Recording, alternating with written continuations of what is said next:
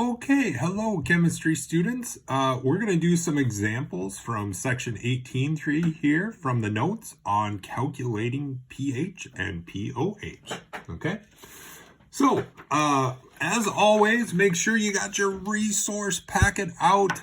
So chapter 18, anytime you got to calculate a pH, a POH, a hydrogen ion concentration, hydroxide ion concentration, just look at that last page of the resource packet, page 10.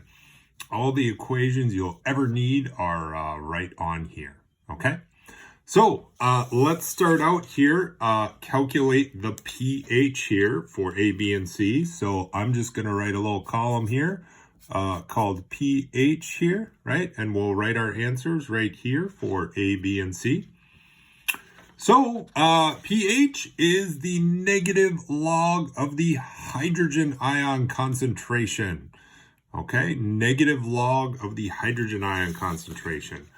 So, and notice these are telling me the hydrogen ion concentration. The brackets here means concentration in moles per liter, right?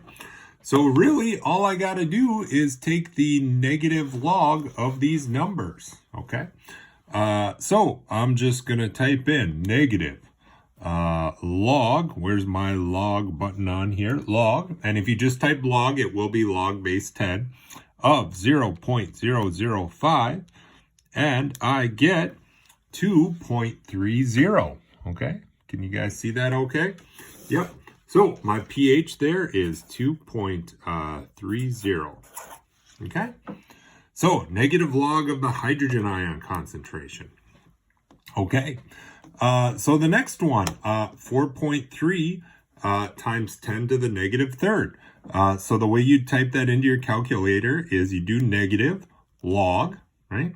That'll be log base 10, which is what we want. If there's nothing written next to a log, it's assumed it's base 10, of 4.3 times 10 to the minus third, okay? And close my parentheses there, and that is 2.366, so rounded, that'd be 2.37, okay? Now, notice your pH should always be pretty close to the exponent of your hydrogen ion concentration, because remember, log means exponents. So 2.37 is pretty close to 3, so that looks good, okay? So, and the last one here, negative log of 8.5 times 10 to the minus 9th. Okay, and I get 8.07. Okay, 8.07. Okay. All right, so let's move on and do some more examples here. Now, what if they don't tell you the hydrogen ion concentration? What if you have some strong acids or strong bases? Okay, so let's look at HCl, the strong acid. I know it's 0.01 molarity, okay?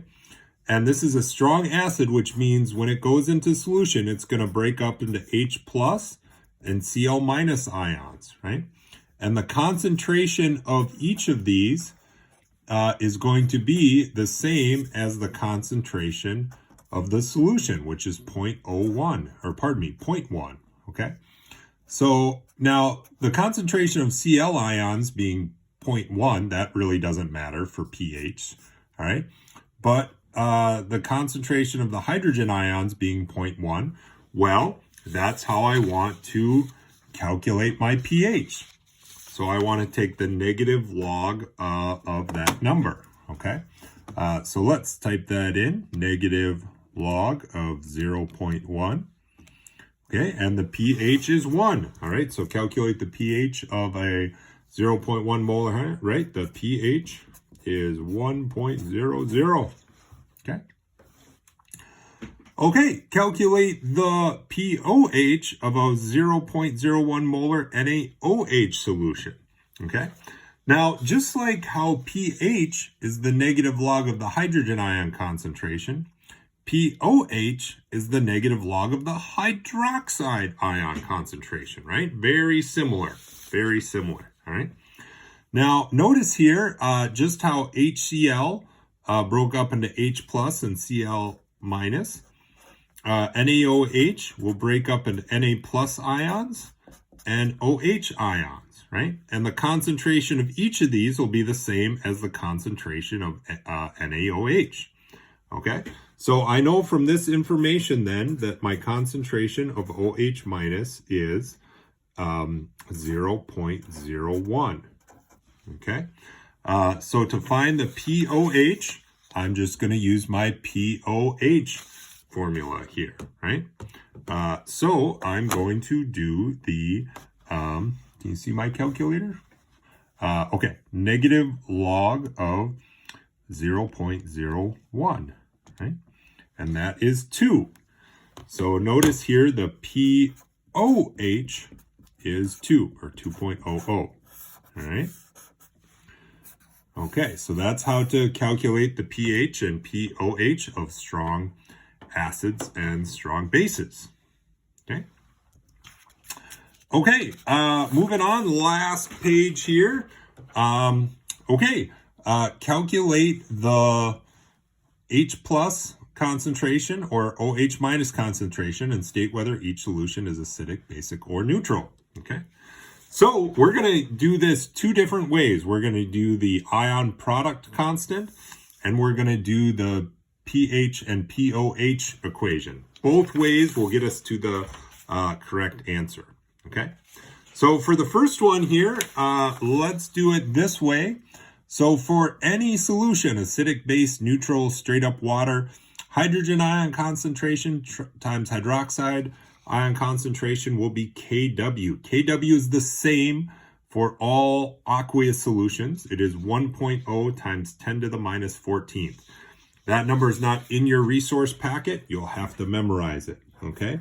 So for any aqueous solution, H plus times OH minus equals, I like to put this in parentheses, 1.0 times 10 to the minus 14th, okay? So I know the concentration of H plus here because it's given to me, 1.0 times 10 to the minus 13th, okay, times OH minus equals 1.0 times 10 to the minus 14th. So this is kind of like my X here, all right? So to solve for X, I'm going to divide on each side by 1.0 times 10 to the minus 13th. Okay, now I could type this into my calculator if I wanted to, or I can do negative 14 minus a minus 13 means plus 13.